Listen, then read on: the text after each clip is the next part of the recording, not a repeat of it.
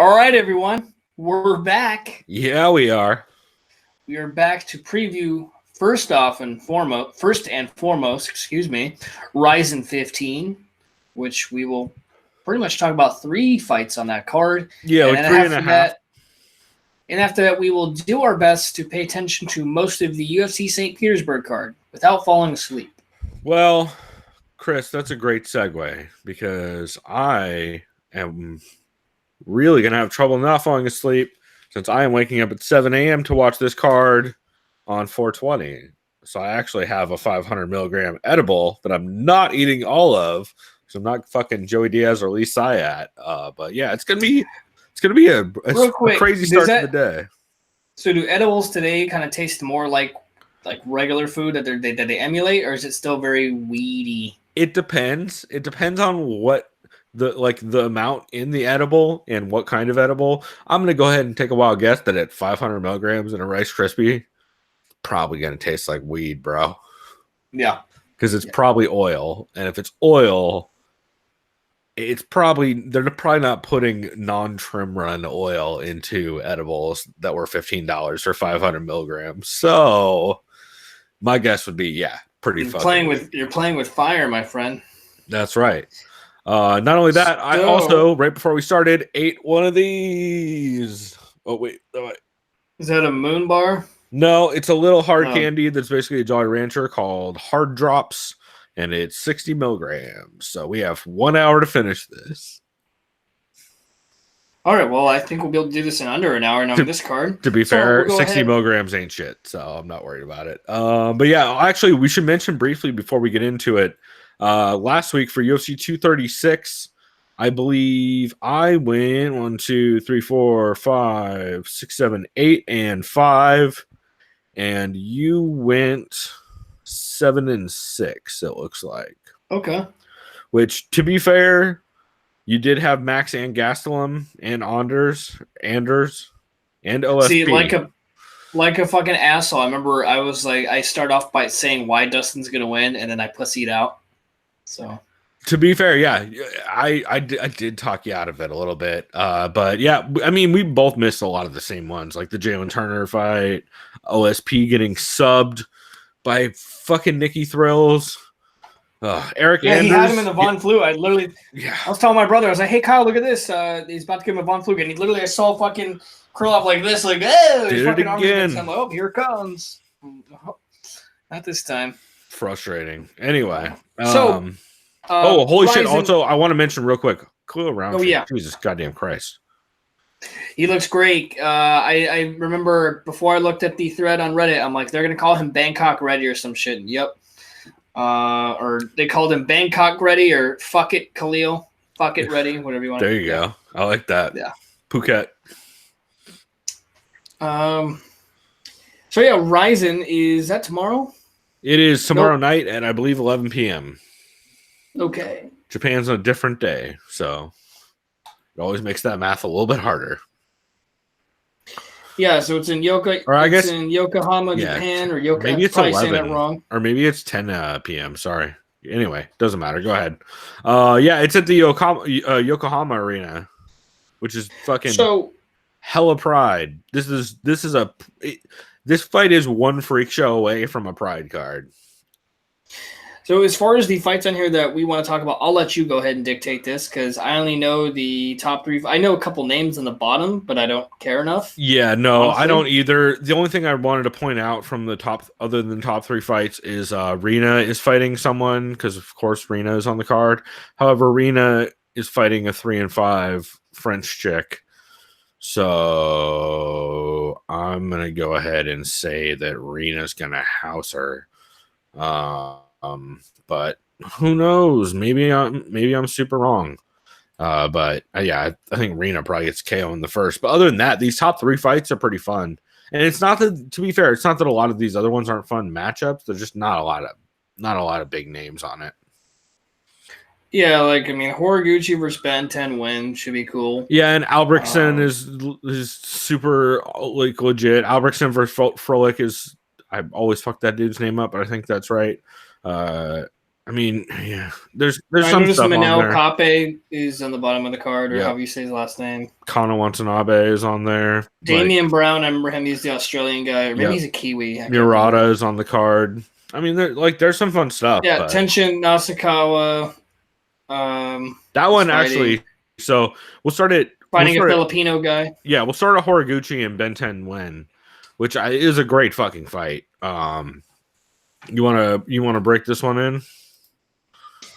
Yeah, so the last time we saw Ben 10 win, he was in the UFC. I don't know if I imagine he's out of the UFC if he's fighting in Rizin, because I highly doubt they'd want him Definitely not co-promoting this fight. So last time we saw him, he was on a 2-fight skid. He lost to Wilson Hayes last December. Before that, he got submitted by Juicy Formiga. No shame in that. That dude's been on fire. Kyoji Horiguchi, last time we saw him, I believe, well, I know he won, but he defeated Darian Caldwell in a cross-promotion fight. Yep. Guillotine. Right? Or was it rear choke? It was a guillotine. I don't really know how that... I didn't see that fight, so I don't really know how... Caldwell was winning a lot of it, but he snatched a nasty guillotine. Yeah, his Caldwell's probably a lot bigger, I imagine, right? Or just a little bit? I don't yeah, he's definitely bigger.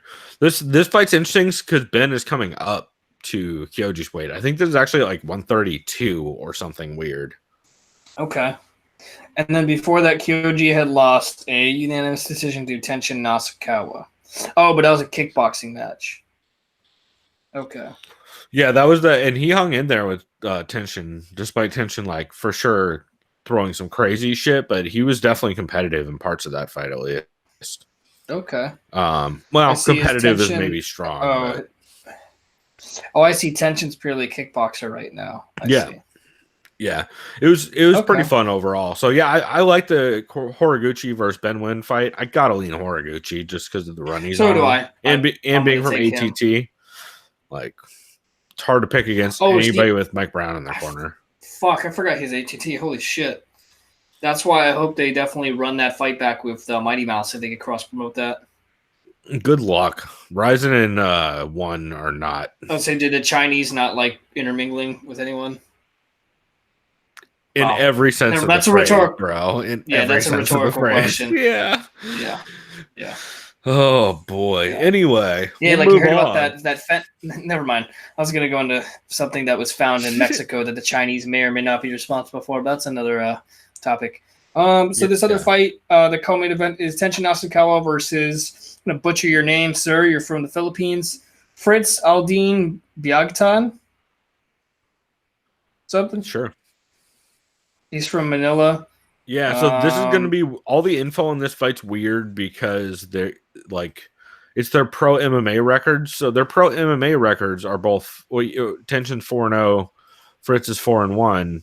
However, they're both kickboxers, not MMA fighters, and this is a kickboxing match, not an MMA fight. In which Tenshin also, if you scroll down, got a whole bunch more fights than 4. You're just going to start with that. So I don't know how that math works. But yeah, I mean, Tenshin's, this dude is in there to lose by probably late first, early second round KO, TKO by Tenshin, right? I think so. Yeah. It's just I could be wrong. Let's hype our boy up again. Yeah, I could be wrong, but it's a weird fight, and Tenshin gets put in a lot of weird fights because Rizin. But I'll watch it. I love Tenshin. He's fucking entertaining as hell. And hopefully the other dude just comes to scrap and it makes it fun. So I don't know. Like I said, not the best Rizin card, but I think there'll be some definitely fun moments in it. Like I think some of these are going to be pretty scrappy. So and then the main event, boy, this is a rematch, right? Yeah, I was just looking at so we got Muhammad Lawal, former Bellator fighter, former light heavyweight championship contender, going up against, I'm going to butcher your name, this guy's from the Czech Republic, Jiri Prochazka. Yeah, I think it's Prochazka. Prochazka. I'm probably fucking that up, but yeah, I believe so. These two guys fought before And I see New Year's Eve 2015. Yeah, way back. King Mo knocked him out. I forgot, how long are the rounds? This is 509. Is it 10-minute rounds? Yes. Like Pride? Sometimes 10-minute first round. It's match specific. So, but yeah, that one was a 10-minute first round. So it looks like this guy, this Czech guy, who G6 would not like, is the reigning light heavyweight champ. If this is a championship fight. I don't know that he is. That's a good question. And I don't think his last fight was for a belt with Brandon Halsey. Actually, it might have been. I don't remember off the top of my head. I just watched that footage like a couple hours ago, but I don't remember. Here, let me double check. Nope, it was not for a belt in the last one. So they're basically, this is the first time they're awarding the belt for it. So I don't know shit about this Czech guy. I do know that King Mo's got knocked the fuck out in his last 2 fights, so I'm probably leaning a little towards the Czech guy because his chin not look like it's doing too hot. Yeah. The only thing that makes me a little nervous in this is Jiri Prochazka. King Mo looked really was killing Liam McGeary with low kicks, especially calf kicks, which is like an ATT special. And I don't know how Prochazka will deal with that at range. I haven't seen enough footage on him to feel confident about it. Despite, I guess, having seen him fight fucking 6 times now. Good God. I am starting to really lose track of how many times. Oh, wait, I've seen him fight way more than that. Jesus. I've seen this dude fight like almost 10 times probably. The problem is when you're watching somebody fight at fucking 3 a.m, you really don't have a great grasp on what you're seeing. Anyway, yeah, I got to lean Prochazka to finish it. Probably first round. I would say, I don't know, 4 minutes in. I think King Mo, if he can work a wrestling game or if he can smash those calf kicks in, I think he actually stands a pretty decent chance. Especially if he's able to put dude on his back with any kind of consistency. I think 100% King Mo takes it as long as he doesn't gas, but it's definitely a tough pick. But I just King Mo is, as Eugene S. Robinson would say, he's in Gicht territory, leaning towards Gicht, and I don't know. I just don't have any faith in him to be able to put up a consistent enough performance to take Jiri out at this point. Well, I guess this is something we'll just have to find out once we see it. That's right. Yeah. Should be a fun one though. Yeah, hopefully it's entertaining. So since I'm ready, I don't want to say to get this over with. We'll go ahead and get into the St. Petersburg card. That's tomorrow at, would you say 7 a.m. Pacific time? I believe so. I believe it's 7 a.m. Pacific. We're recording Friday night, so Saturday. Yeah, so like tomorrow. It's like 9-10 hours from now. Yeah. Okay, so the first fight of the night, and excuse me, I'm looking at my phone again because it just doesn't work. I told you how many times my computer's a piece of shit. That's right. We need to yell at Chris to hardwire his computer like we're TJ DeSantis on Behind the Paywall this week. Oh, yeah. Also, my computer's not hardwired, so I can't talk too much shit. So we have a lightweight bout between Russian fighter Magomed Mustafayev. Yep, nailed it. Magomed Mustafayev going up against a fighter from Kyrgyzstan, Rafael Fiziev. I thought I was going to say the Ant-Man, but it looks like the Ottoman. Oh, he's the Ottoman? Yeah, right. Empire or furniture? I would go with furniture because I don't think he calls himself the Ottoman. He might call himself the Turk if he was thinking Ottoman. But checks out. I'll just call him the Ant-Man since I already fucked that up. So we got the Ant-Man here. But let's see. Well, let's first go with the Russian Magomed. Last time we saw him, he got submitted by Kevin Lee. Oh, wow. Look how long ago this was. About 2.5 years ago. Yeah. November of 2016. I don't know if that has maybe something to do with PEDs. or EPO, possibly. I don't remember. I looked around. I didn't see anything that immediately stood out. But also, he's been out for so long, I couldn't find a reason why or anything either. So, yeah, I wasn't able to figure that one out.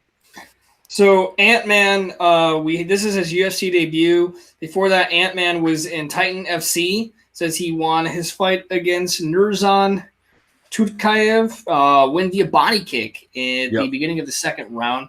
Yeah, this guy's a striker. Oh wait, no. Also, that was a lie. When you actually watch that fight, it's not when it happened in the fight. It happened to like the 3-minute mark, something like that. Oh, okay. Yeah, it's just weird that it was way off. Then. I noticed that when I was doing some tape study. Some people believe in ring rust. If you're Dominic Cruz, you don't. I want to go Magomed Mustafayev, but I think I'm going with the Ant-Man. I don't know, just because the guy hasn't fought in like 3 years almost. Probably gonna be really fucking wrong, but yeah. So I feel like realistically, the Russians would probably want to get the UFC want to give him someone that they feel like, well, you've been gone for almost 3 years. Can you probably beat this guy? Let's make it happen.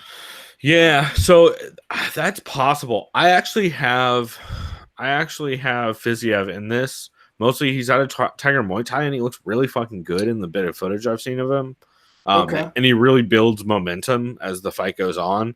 The wrestling is really going to be, I think, the differentiator here. But as long as he's able to stay on the outside and Fiziev doesn't get stuck on bottom a lot, I think probably over time I have to lean towards him to do well. I'm trying to think about method. Do you have? Are you sure on what method you got on this one? I'm gonna go decision. I think that's probably a smart play. I think I'm actually gonna take Fiziev via TKO in the second, just off of ramping up his pace and kind of putting some enough pressure on Mustafayev to cause problems. But he has a big from the bit of footage I saw, he seems to be a bit of a pressure counter fighter. So where he's going to he's going to step into your face with a lot of feints, but also not throw huge volume on top of it. It's mostly big counters that he's looking for. And I just think the more he picks up that pace, and especially the more he starts working the kicks, I think that and the spinning shit and wild body kick style of Mustafayev is probably, I think, could cause him problems over time. So that's the way I'm leaning, but not really confident about it. Nor am I. So we'll go ahead and get in this next one. This next one is a light heavyweight bout between Russian fighter Gadzi Mured and Tigulov going up against Polish fighter. It's probably not Michael. It might be Michael, but Alexey Oleinik. It was Mihal, but I could be fucking that up. Sounds about right. I'll call him Mihal. Alexey Oleinik. So last time we saw the Russian guy and Tigulov. Maybe it is Michael. I fucking always have a panic attack about that shit. Anyway, keep going. Last time we saw him, he lost to Ion Kutalaba, the Hulk guy, the green guy, last July. So he hasn't fought in almost a year. He got finished by punches and elbows at the end of the first round. So he was supposed to fight Sam Alvey. I mean, that whole light heavyweight division is so weird. So to fight someone named Roman Delitsi. And then Mihal Alexichuk, last time I saw him, okay, he fought earlier this year. He just fought this past February. He knocked out John Vellante with a punch to the body in the beginning of the first round. Nasty body shots. Yeah.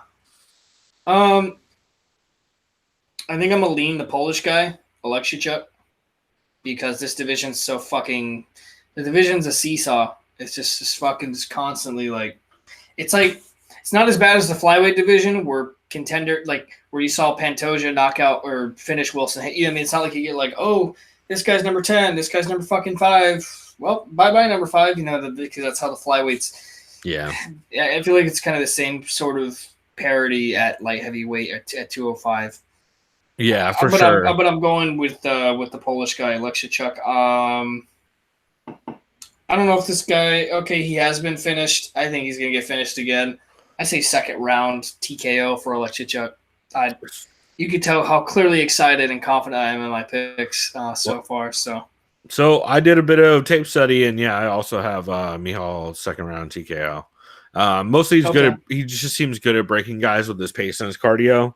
and Antigulov basically threw a ton of single legs against Jan and then gassed super fucking hard from doing it and died by like the end of the first round. He to be fair, he pushed a crazy fucking pace, all wrestle heavy, ton of output, and then just gassed hard. And that's how Jan was able to put him away. So yeah, I think probably the pressure and the pace and the cardio, to be fair, of Michal is going to be a problem. So I have him, second round TKO. Like my apologies, since I'm so excited. I've been forgetting to put the odds on these, so let me go ahead and catch up real quick. Our odds brought to you again by BetDSI, unofficially, of course. So Ant-Man, the first fight, Fiziev, if you're confused why the fuck I'm still calling him Ant-Man, he's a slight favorite at minus 127 to plus 112 of Mustafayev. That surprises me a little bit, but it makes kind of sense. And Oleksichuk, the Polish guy, is minus 208 to plus 182 for Antigulov. Yeah, I could see that. So our next fight is a heavyweight bout. Another Polish versus Russian fight. We have Polish fighter Marcin Tybura going up against Russia's Shamil Abdurakhimov, or as Derek Lewis used to say, I don't know how the fuck I say that guy's name to that extent. So just real quickly, I'm going to be an asshole and be very arrogant in this pick, in that I'm automatically picking Tybura via submission in probably, I'd say, the second round, because if Derek Lewis could go ahead and lay on top of you and almost submit you as well and ground and pound you, Tybura, who's known for his submissions, is probably going to submit you pretty quick.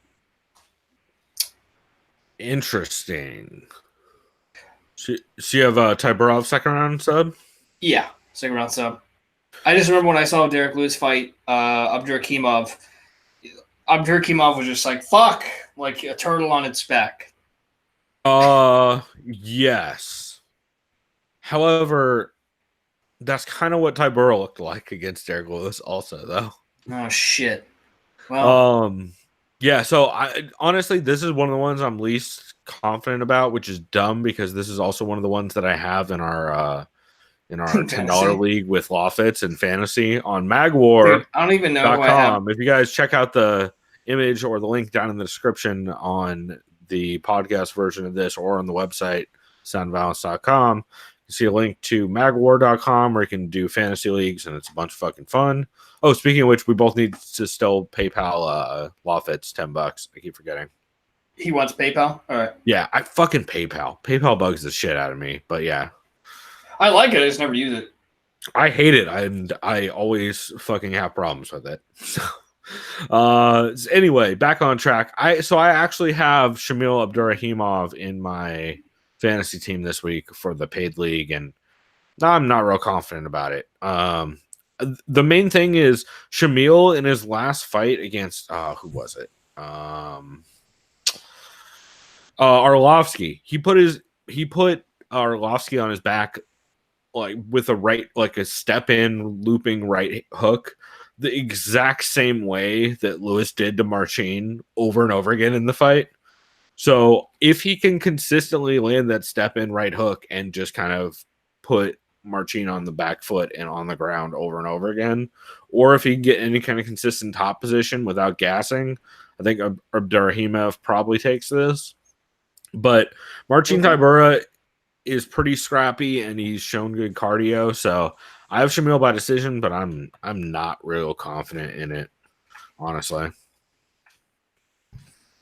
Yeah, I'm pretty much admittedly not confident about half these fights on here, so it's just going to be a wait and see kind of thing. But then again, I will not be seeing this card because it's too early for me and I'm busy doing other shit. Yeah, so. To be fair, I think this is going to be one of those cards that'll be fun to like go through and watch. I hope it is. It's just got no name value to it. Yeah.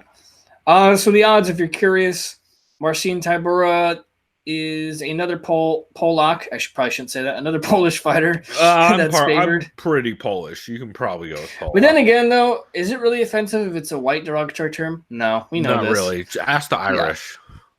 Yeah. So this Polak is a minus 143 over this Rusky or this vodka. I don't know what you call a Russian. Who knows? I don't fucking know. You nailed it. He's definitely not Islamic. Oh, yeah. Well, that's what you got to be really careful. See, I'll never insult someone's religion, regardless of your nationality. So no, I don't like religion. I'm not going to insult. I'm yeah. not going to insult you if you're. Yeah, no. Like I hate all. Excuse me. I dislike all religion equally. I'll just say that, but I'll leave it at that. Anyways, yeah. Where was I? So that's the odds. So welcome to our new podcast, Pope Talk. Yeah. Yeah. I have as a former Catholic. That's right. You went to Catholic school, so you got some. Yeah, real I was feels raised Catholic because of my mom. Thanks, Mom. Yeah. Also, your mom wasn't that Catholic. No, and yeah. No, it's the best part. So, anyways, this next fight we have is a welterweight bout between Russian fighter Alexander Yakovlev going up against Brazilian fighter Alex de Silva. I feel like I can't fuck that up. Russian fighter. Yeah, no, Silva in MMA. Are you crazy? Yeah. Alexander Yakovlev, last time we saw him, he's currently on a 2-fight skid. However, his last fight, he got straight arm locked in the end of the second round to Zach Cummings. For that, he survived against Kamaru Usman, so that's an accomplishment. Yeah. That was back in 2016. Is, yeah. Oh, wait. The last time he fought was in 2016, so this guy's been out for a while. He was supposed to fight... Oh, his original opponent for tomorrow's card was Teemu Packalén. Yep, Teemu Packalén. Okay. And the Brazilian guy, Alex de Silva, this is his UFC debut. Yep. Coming out of that Aspera Serbian region. Serbian Battle Championship 19, where he defeated someone named, I'm going to butcher the fuck out of your name, Slavoj Mitic. Something like that. The only fight I was able to find of these was the Brave fight. I think I watched the Kovalkovich one, if I remember. And I'm probably butchering that pronunciation. But yeah, not a ton of footage out there about the guy. So makes it tough. Yeah, I want to go with the Russian guy because I feel like it's someone that the UFC is like, oh, fight this Brazilian guy. I don't like going with people who have been gone for like almost 3 years. So I'm going with the Brazilian guy. It's usually how it is for me, unless it's like something glaring where it's like a former champion, like a Dominic Cruz who's been gone. It's like, well, okay, it depends. But yeah, what method you going with on that? I'm gonna go decision. So I actually have this going the same way. Yakovlev is a long southpaw, but he is extremely low volume, and that's what caused him massive trouble against Cummings. And he mostly, when he does throw, he just throws either a long straight or a jab straight and a body kick. That's like the 3 things I've seen him throw in the handful of fights I rewatched. So. With the combination of having very low volume and just basically pot shotting, I think it's going to be trouble against a guy like Alex de Silva, who, from the bit I've seen, dude, it will just go out there and make it a fucking fight. And unless he gets caught with something, I don't think, unless he gets caught walking in with like a long shot or with a big body kick, I think it's going to be a long night for Yakovlev, especially on a return where he already wasn't very active with during fights, and now he has the long time off. I feel like it can't help his output. So no, definitely can't help the output. So we'll just have to. That's the theme of this card. Wait and see. Yeah, for me. Exactly. Let's look at the odds real quick. The odds here we have. The Russian Yakovlev, a -133 favorite to a +118 for De Silva. It makes sense. Yakovlev is much more proven on a wider stage. It's just, I don't know. Whenever a guy's off for that long, I have a real hard time picking him anyway. So, yeah, same with me, man. So this next fight, we have another Russian. It's in Russia. Sultan Aliyev. Aliyev. Sultan Aliyev going up against Japanese fighter Keita Nakamura, one of the happiest looking fighters on Tapology, according to this picture. Last time we saw Sultan Aliyev, was May of last year, where he lost via doctor stoppage due to an eye injury. At the end of the second round, he lost to Warley Alves. After that, he was supposed to fight in November against Lehman Good. That fell apart.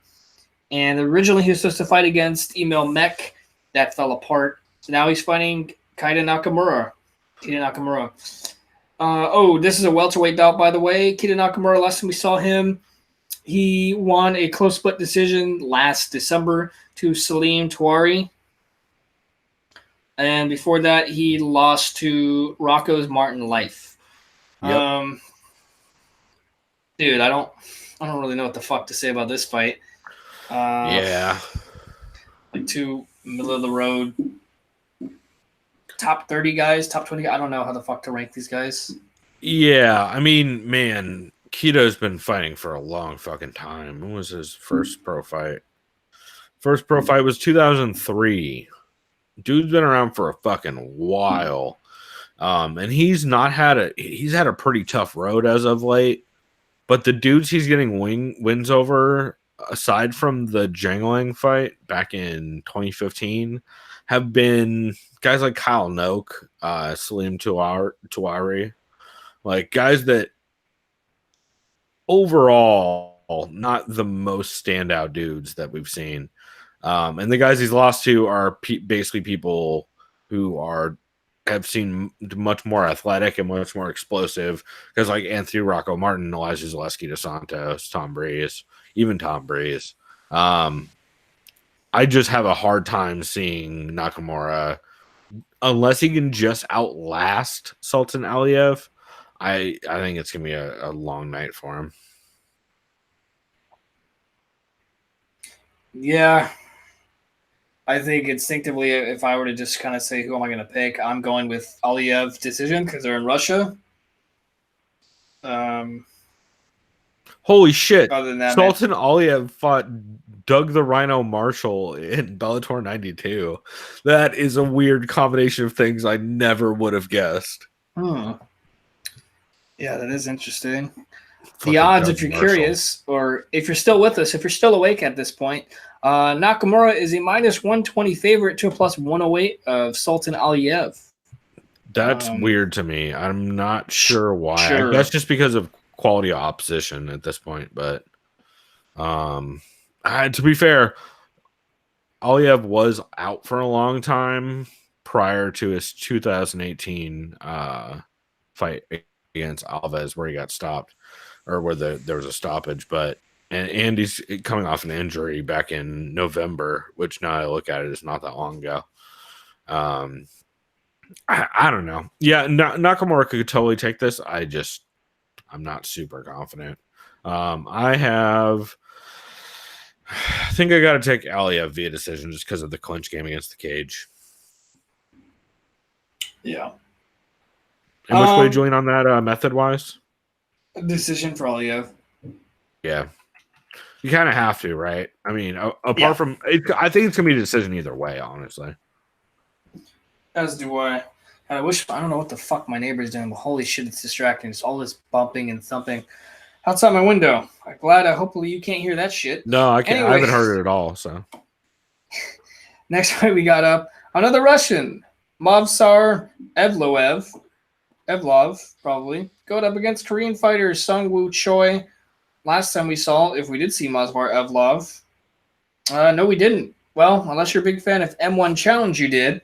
He's a veteran of that organization. He's fought in M1 a couple times. This is his UFC debut. The Korean fighter Sung-Woo Choi. This is also his UFC debut. So holy shit. Yeah, I don't know where to go with this. This is the kind of card it is.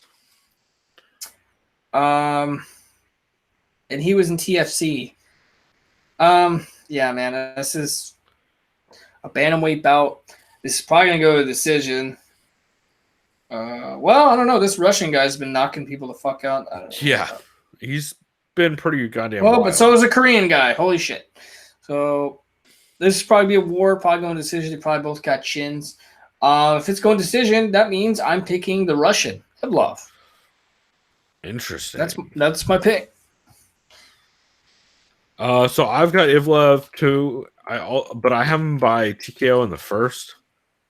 Dude's looked explosive as shit and has a lot of quick finishes. He is undefeated at 10-0. Especially earlier in his career. And the Rafael Diaz fight was impressive as shit. Sung, he's looked good. There wasn't a ton of footage out there on him. I think if I remember right, I think I only was able to find like a couple highlight things. And like some very short clips, but I don't know. He has less experience, and while both of them are on very regional shows, I gotta think M1 is like you're facing much more well-rounded competition. So, and especially the Rafael Diaz fight was pretty impressive. So, yeah, I'm gonna take Evlov first round TKO. Okay. I think I'll stick to my guns in the decision. But you're probably right. I think I think that's actually a pretty good call because the weight class does bear out, especially when you start getting to the big show and stuff like that. By the way, whatever happened to the guy from ESN, the totally unexpectable? Can we ever like? Oh, from was that EFN or was that ESN or EFN, something like that? We got to get that guy. EFN and FNG. But yeah, that guy was fucking crazy. He still shows up on stuff every once in a while, but I can never remember which one. Oh, like it's always random Russian ones that he shows up on. The UFC, they would never have him on there, but that'd be fucking great if they did. To be fair, sometimes he gets like too Borat-y, and you're like, okay, calm down. Like he's just getting into his own shtick. He's not like the fucking PFL or not PFL, the fucking God, what's the Polish promotion? KSW, the goddamn KSW announcer. Oh my God, I am losing goddamn patience with that dude. He just picks out. He's worse than Mike Goldberg with catchphrases, much worse and more. He just repeats them multiple times throughout the fight. Doesn't even watch the fight. Just picks an angle and just says the catchphrases over and over again until the guy gets knocked out, and he's like, "Oh, whoa! That no one saw that coming." You did see that coming because you weren't watching it, asshole. Yeah, oh man, that's kind of funny. It's brutal. That guy drives me nuts, and he used to not be that bad. But anyway, back to this card. Speaking of Polish people, that's right. Speaking of Polish people. Krzysztof Jotko's on this card. I have to cut you off because we have to get the odds. That's right. For the fight that everyone is so excited for. Yeah. So these two newcomers, the Russian is a minus 345 favorite to a plus 292 of the Korean. It seems a little wide, but I'm not surprised. A little bit. At all. I'll go ahead and let you take away this next one, though. Krzysztof Jotko from Poland, 19-4, coming off the. Let's see. I believe Kopelev, or however you pronounce that dude's name, he was supposed to be on the UFC or actually he was supposed to be on this card against him originally. And then that dude got injured. And then prior to that, he was supposed to fight Yondiev or Yondilev. I don't know, these fucking Russian names on the September card of last year. But that fight fell through due to Jotko getting injured. Prior to that, he had the loss to Brad Tavares in round 3 via punches. He also had that loss to Uriah Hall, where he was shit-kicking Uriah Hall for like a round and a half, and then Uriah Hall, and he gassed so hard from beating up Uriah Hall that Uriah Hall was able to knock him out. And then he had the David Branch fight where he went to decision. So weird run of fights, tough competition, but a weird run of fights for Krzysztof Jotko as of late. And he is going up against Alan Amedovsky. I'm sure I'm butchering that. He is from Macedonia with a record of 8-0. Out of ATT Rome. And he's coming off the win over Ibrahim Mane, or I believe it's Mane, at Bellator 211. He also fought Will Fleury. It's Fleury, right? I always fuck Fleury. That dude's name up. You should know this dude, Marc-Andre Fleury. Remember? Penguins? Right. Former goaltender. Right. Yeah. I always have a panic attack that it's different, and it's not, which fucks me up more. But yeah, he's had a couple good wins in Bellator as of late. I believe back in end of 2018, just solid. Oh yeah, some knockout punches. wins. Yeah, they were both very Cool. impressive. The fucking oh my god, the fucking the Ibrahim one. He just basically stepped in and killed him. Like it's 12 seconds in. They basically step towards each other and he kills him. It's pretty nasty. And the Will Fleury one was equally brutal. So I guess a lot of this comes down to me for whether or not Jocko can survive a big shot like that early. Yeah. And not gas. Yeah. Yeah, because I feel like once if anyone takes damage, especially to the body, your gas tank is affected. Well, and even if it's not to the body, just like the panic you get, we see it in a lot of fighters where if you get rocked badly, especially more than once, it'll eat at your gas tank pretty significantly. So, I mean, even Fedor who's a guy who is known for his cardio back in Pride. Like the couple times you saw him get a little wobbled, he slowed down pretty significantly back then. I mean, there's a ton more examples, but man, yeah. So, which way are you leaning on this one? I'm leaning Yatko. I don't know, man. Wish I was excited. Just off experience? Yeah. And just some of the high-profile fights he's had. No disrespect to his last run has been wild, too. Yeah. So what method are you thinking on that? I think decision. The other guy seems tough. If he's knocking people out, he probably could take some punches. Some strikes. So, of course, you could clearly tell how confident I am in all of these picks. So. To be fair, I'm about as equally as confident, and I watched all of the footage on everybody this week. So I even watched footage on Rizin fighters this week. I had today off, so I've been watching footage all goddamn day after waking up from being very fucking high. So I've got Amadovsky. I'm going to take him KO, TKO in the first. He hits real fucking hard. It could either be late first or early second. I just think eventually he's going to rock Jocko with big power hooks, especially on the counters, like just bombing with hooks. And I feel like if Jocko gets clipped with enough of those, he's either going to one gas or two, just eat enough of them for the referee to stop in. So. Because Amadovsky seems to have crazy fucking power from the couple fights I've seen. So, but we shall see. But yeah, I'll go TKO, I guess, first for my official pick. Okay. And the odds, for those who are still with us, you have... That's right. If you haven't already backed out after I was completely Jordan Breened last week.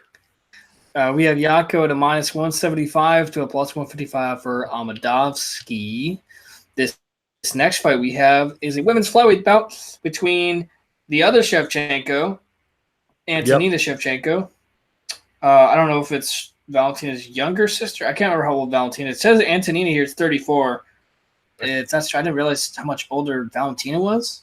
I swear she's younger than that. She might be older sister. I don't know. Anyways, keep going. I'll look Antonina Shevchenko. She's going up against my cousin. Roxanne Modafferi. Last time we saw Shevchenko, it was pretty much her UFC debut. She defeated Korean fighter Ji Young Kim via unanimous decision at the Ultimate Fighter 28 finale last November.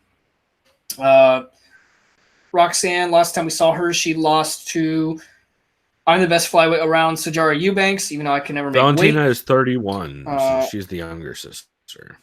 That's what I thought. Okay, yeah. Okay. And then before that, Roxanne defeated Barb Honchak via elbows. She had really good top control. Yep. That was last July. Oh shit! I was not at that fight. That was the day before. Okay, that was during International Fight Week. Yeah. Okay. You were almost. And before that, Roxy almost pulled off a slick armbar on Nika Montano to win the belt. I was very disappointed. Not disappointed in Roxy. I was disappointed it didn't happen. That would have been pretty crazy. But then I was thinking, wait, then she's gonna save getting her ass whooped by Valentina, which Joanna had that pleasure. Yeah, again. I'll be honest. I know Shevchenko's pretty well rounded.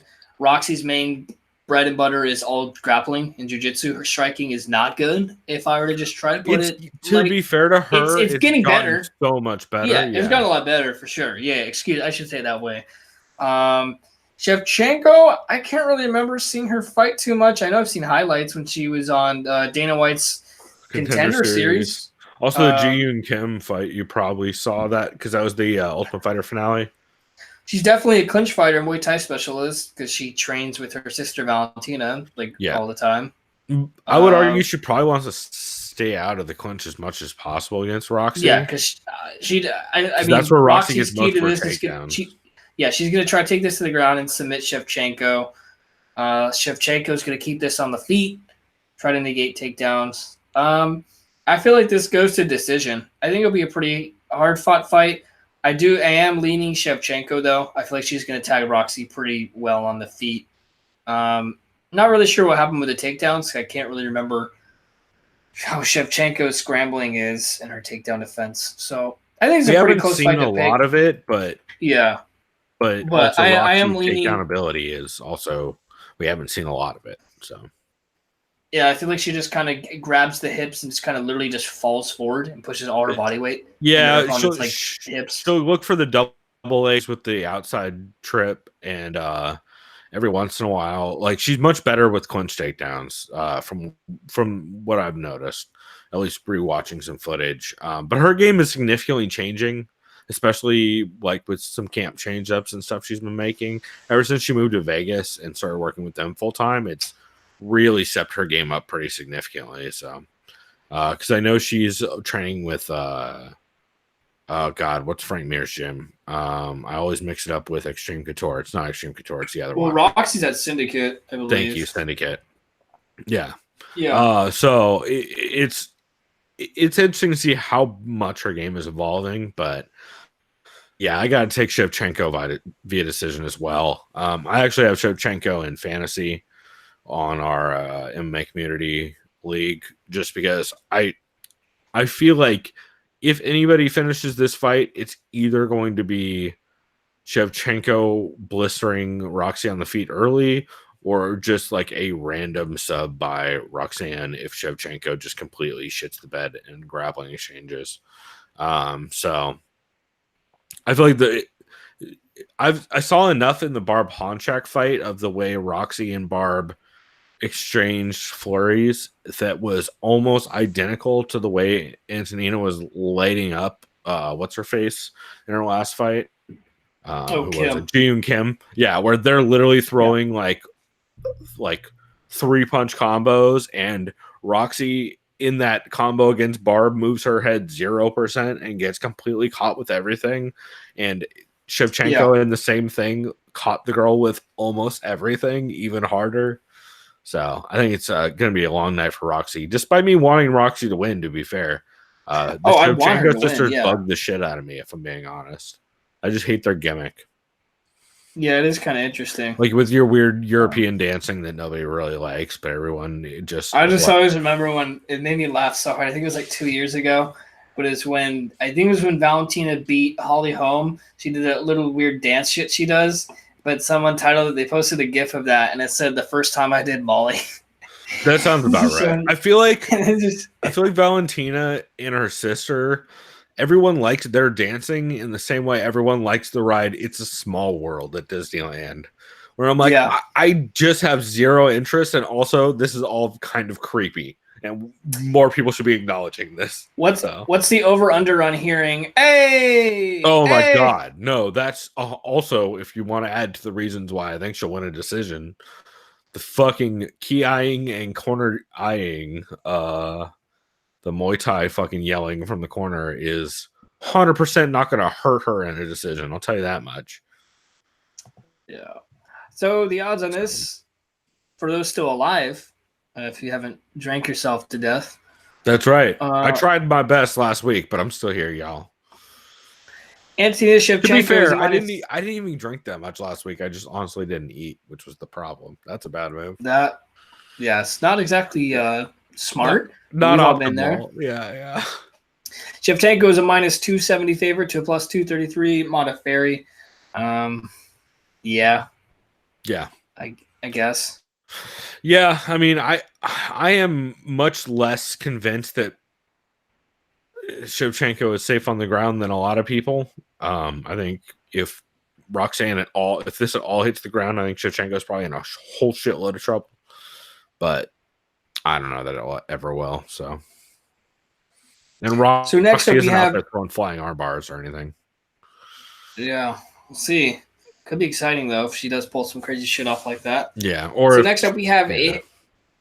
we have a heavyweight bout between Russian Sergey Pavlovich going up against Brazilian fighter Marcelo Golm. Last time we saw Sergey Pavlovich, he got ground and pounded out at the end of the first round by Alistair Overeem last November. And Marcelo Golm, last time he's on a 2-fight skid. Last time we saw him, he lost a decision to Arjun Buyar, the guy from India, I think, or he's Canadian, but he's Indian. Yeah, the one who just every time he gets a takedown puts both hands on the mats and got fucking omoplotted by what's his face. Oh yeah. Oh my god, I still will never let that go. So that's for that reason. I'm gonna go with Pavlovich because Golm lost to Buyar. Sorry, I like Buyar. He's a decent wrestler when he gets you on the ground. He's a good wrestler. He's a great wrestler. His grappling is green as shit. Yeah, that's why I'm going with Pavlovich here, and I want to say like strikes, but I haven't seen Golm get knocked out. He's probably tough, so I think it's gonna be a really fucking stupid, terrible fight, and it goes to decision. That's my gut. Yeah, I mean, Pavlovich looked pretty good from what I saw. The problem is these guys have both fought a weird level of competition when you look back at their fights. They're both fighting a lot of unathletic, overweight dudes. A lot of them, especially recently. Like Finance Global is a legit organization. Especially back in 2017 and 2016, it was much more legit than it was towards the end of that run. I think FNG is still around. But I think it combined with EFN or something, maybe, I want to say. I haven't been keeping up on a lot of the Russian MMA scene because it turns out to be depressing a lot of the time when you learn too much about it. Shouts out to that one bearded fucker who hates gay people. But yeah, that giant sack of shit. Yeah, for sure. Eat all the dicks. But I can't pick a dude whose only win in the UFC is against Christian Colombo. Can't do it. So I'm gonna go Sergey Pavlovich or Pavlovic. He didn't look terrible against Alistair Overeem before getting caught. Alistair Overeem also looked pretty good in that fight, and he looked fine against Carroll in FNG and Mikhail. I don't have enough faith in Marcelo Golm to be any kind of real threat against a dude who's just big and athletic. So I'm gonna have to go Sergey, probably decision. Yeah, that's what I was going with too. I don't really. I just think it's gonna be a terrible fucking fight. Yeah, I think a lot of these are going to be very competitive. I just think they're going to be like it's going to be a lot of these fights. I think come down to wrestling ability and cardio. Yeah, 100%. So it's going to be like. So the odds. Or so everybody step up their EPAO game. Yeah. The odds. Are they not here? Oh, it said Devin Clark. That fight's not happening anymore. Excuse me.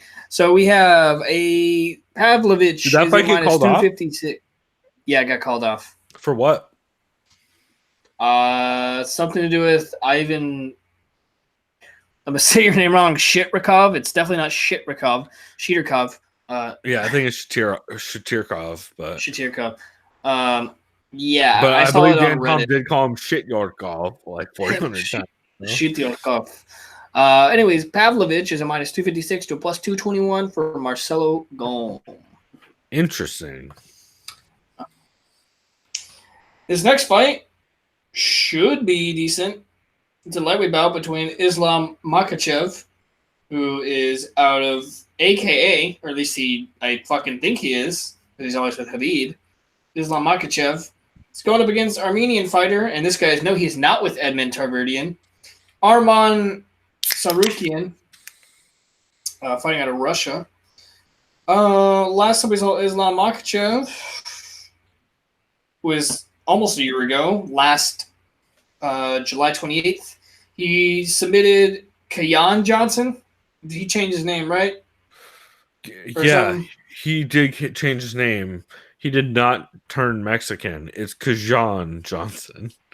Kayan. Dude, it's even funnier because I forget if it was Askren or Chael or somebody. To be fair, I was going to say Cajun Johnson. I'm like, there's no way it's Cajun Johnson. I remember. No, it used to be Cajun. Now it's Kajan. Yeah. But I heard someone else call him Kayan this week, which I thought was fucking hilarious. So, yo, he likes that cayenne peppers. Yeah, the cayenne peppers. Cayenne peppers. Yeah, the Armenian guy, he's not with Edmund Tarverdian, which is probably a really good thing. Unless you're that one young fighter, Edmund, who has crazy knockout power. He's like the only promising thing probably out of the whole camp. But that's another story. He's gonna go places because who's his manager? Mr. Robert Brighton. No, his manager is a very pregnant, wounded pro wrestler. Oh, that's right. Excuse me. Yeah. I thought you were talking about Mr. Robert Brighton. Oh no. Good God. Although Mr. Robert Brighton's also kind of a pro wrestler when you fucking look at any of his clients' Twitter accounts. Yeah. Just look at Cejudo and Krillin's yeah. Oh, you mean where he's just talking to himself? Yeah. It's fucking he's been doing that for like decades, but at this point it's like Chris, let me tell you remember I was giving you my Cejudo impression. Yeah. Hey, so for the rest of the preview, let me tell you a story first, all right, guys? Tell you a story real quick and before I shoot myself on air. Just kidding. I probably shouldn't say that. Yeah. The weird fucking way he hit the joint on the Mike Tyson thing. The fucking he did it like the weirdest. Like, I'm glad you brought that up. He was just like this. He was like he hands it to him normal. And he eats a joint like Justin Bieber, or he smokes a joint like Justin Bieber eats a burrito. It's fucking uncomfortable, bro. Oh, didn't he like go like sideways or some weird? Like what the fuck? Yeah. You're clearly Canadian. Good point. Yeah, it's like I got Islam Makhachev. Cause sorry, it's the Armenian guy's debut, and I've seen Islam fight some top guys. Yeah, near top guys. What method you leaning on that? I got a knockout. It's really? Like second round, like some knee shit to the body. Interesting. I also have Islam. I think it's going to probably be a decision, mostly because Arman looks good, and I think that could be pretty competitive. The thing that is mostly holding me back from picking him is he tends to get into scrambles and grappling exchanges. And if he's getting into scrambles against Islam, I don't think he's going to be able to hang in there enough for 3 rounds to get any kind of work done. So, and I think the dude's scrappy enough and has enough tools in his bag to give Islam problems over 3 rounds. So yeah, I got Islam via decision, but I think he might even drop around in this one, depending on both dudes' cardio and output and wrestling ability, like a lot of these fights. So yeah, we'll just have to, like I said, wait and fucking see, right? That's The right. odds on here for those who still have just any sort of inkling of energy left or just amount of energy left.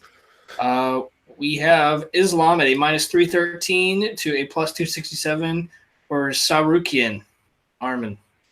So take that as you will. And then this brings us to the main event, which I'm still not going to watch. By the way, I'll watch every have, single one of these at 7 a.m. with cup coffee and a big old edible. I'm real excited about and it. we appreciate you for your dedication. No, it's not just that. It's just that, an edible and fights at 7 a.m. sound pretty good on 420. Oh, By the way, I mean, if you're celebrating, you got to start it early. Celebrate. It's always better to celebrate more. Oh yeah, no, there's waking up early. You're at an advantage over most people celebrating tomorrow. Will probably won't wake up till about 12. Exactly. Well, not only that, but I mean, I did get chronic ale. I do have Halloween's, which look blurry as shit on this camera. And let's see. Oh, I do have that big ass edible. I have some hash. I have a whole bunch of hams. Oh yes, classy. So I got barbecue. So that's how my 420 is going. Damn, you've got it all fucking ready to go. Well, so it is a Saturday, and I am going to be high at like 10 a.m. So you got your priorities going. Yep. Speaking of high at 10 a.m., I think Alexey Oleinik is going to get ethered before then. Okay. I don't. So yeah, go ahead and set up the fight. But yeah, Alistair this goes one of two ways, 100%, right? Yeah, Oleinik either clips him on the chin and Alistair goes night-night because he's so chinny, or Alistair gets him to clinch and knees the absolute fuck out of him, knees him in the chin, and Oleinik goes night-night, I feel like. Or Oleinik gets... Well, no, isn't Overeem's ground game pretty good? Because that Oleinik is pretty crafty with, like, those crazy but it's still heavyweight, shit. So who knows if Oleinik fucking Ezekiel is the 400th person in his life and makes everyone feel bad. I have Overeem by absolutely brutal death knockout, like with a knee to the chin. It's going to be in the clinch. I have the same thing except for probably long straight while Oleinik stepping in. Yeah, if it's not that, it's gonna be Oleinik with his. I think he has a pretty long reach. He's gonna clip Overeem. I don't. Overeem, 80-inch reach, very hittable, which is in some matchups. Overeem's huge too. I don't know, man. This is a weird fucking card. I'm not excited at all. Yeah. What method do you have on that for Reem? You had KO, right? Oh, it's gonna be like in the second round. Second. Yeah, I think I have Reem KO first. I think either Reem gets the KO while Oleinik stepping in with like a big straight. Or if Oleinik does end up in a grappling exchange, I think he still ended up on bottom. And Overeem has nasty ground and pound from top, even in guard. So he does, yeah. I would not be surprised to see Overeem basically just stand up, put like even with Oleinik's feet on his hips, and just blast him with giant shots until he goes out. So I would also not be surprised to see Oleinik catching Ezekiel because fucking heavyweight, y'all. Yeah. All good points. Oh, and the odds to just cap this fucker off, because I don't have anything else to say, really. Yeah, no. Overeem is at minus 270 to plus 234 of Oleinik. And with that, I'm done. I don't know about you. That's all I got. So shouts out to Pizza Port. And what were you drinking again? Shouts out to Firestone Walkers, Luponic. That's right. How was that, by the way? The Luponic Distortion. Very good. Yeah. Yeah, I mean, as far as you could taste the tangerine. That's kind of more malty flavor, like the roof of your mouth kind of thing. Strawberry gummy, it's weird. Like the honeydew, I guess, is in the aftertaste. So you can definitely you can get a feel for everything. But either way, it just tastes like a very solid IPA. It is making me pretty tired. Not overly bitter, but I guess just in the aftertaste, you definitely feel the bitterness, like just kind of sit. I'd say a heavy mouthfeel. That's what's up. Good. Yeah, good though. That sounds like it. It sounds like a pretty good one. So I'm gonna have to pick some of that up. But we will be back next week there's a big card next week, right? Is there? Dude, I have no fucking clue. I have no fucking idea either. Let's find out. Let me check real quick. Yeah, why don't you go ahead and look? But in the meantime, you guys can always send us the MMA podcast recommendations that you got. If you heard anything dope, please let us know. TSOV Pod on Twitter, or you can send us an email, sovpod@gmail.com, or chris@thesoundofviolence.com. Okay. So next week we have Ronaldo Jacare Souza going up against the Florida Joker, card. Jack Hermanson. Okay. Yeah. And then 2 weeks, then we have a break after that, which maybe we can do a commentary. Maybe. I'm thinking we might have to. I do have some.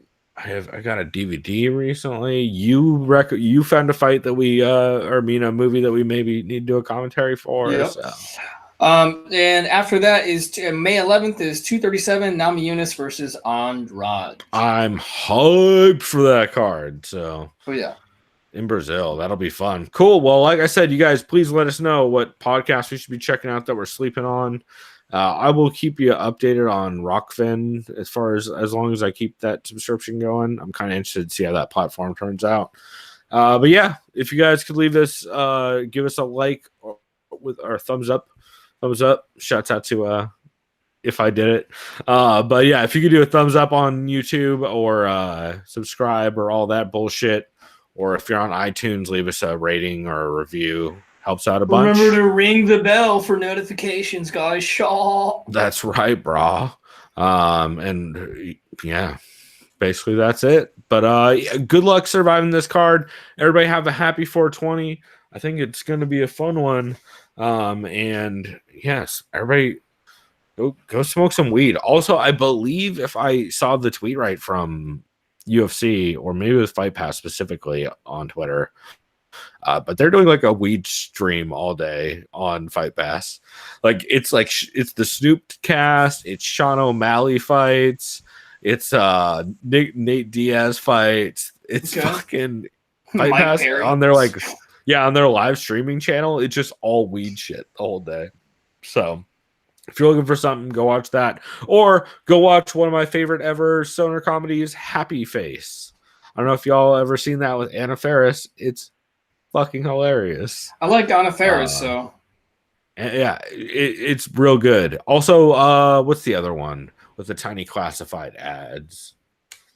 I can't remember. Look up Danny Masterson stoner comedy. Real good. Don't support him because allegedly he's a rapist with his brother. Allegedly. But well, on that note, sorry, it was during the whole crackdown of the Me Too movement. His name came up a lot. Really? That's hilarious. Yeah. I didn't know that. Yeah. So it has to do with Scientology. Maybe don't go watch that one movie I just said. But and the Anna. Oh no, he's in the Anna Faris movie too. Well, everybody go watch Cheech and Chong, Nice Dreams. There's definitely no super rapey scenes in that. Oh, wait. Go watch Dude, Where's My Car? Go watch any Harold and Kumar movie. There's a lot. There's a shitload you can go watch tomorrow. Go watch Biodome if you're feeling that. Or How High if you want to do something proper. Or if you're just a shit-eating wild man or woman, go watch Freddy Got Fingered. Don't go watch Freddy Got Fingered. Unless you really want to watch the cool skateboarding montage in the beginning. That's like something straight out of that. Oh, God, what was the super dope rollerblading movie from the 90s with Seth Green? Anyway, we're so off topic. Yeah, everybody. Do yourself a favor. Watch Dazed and Confused. There you go. And yeah, have a good 420. Till next time, everybody. Go do something decadent. We out. Leave.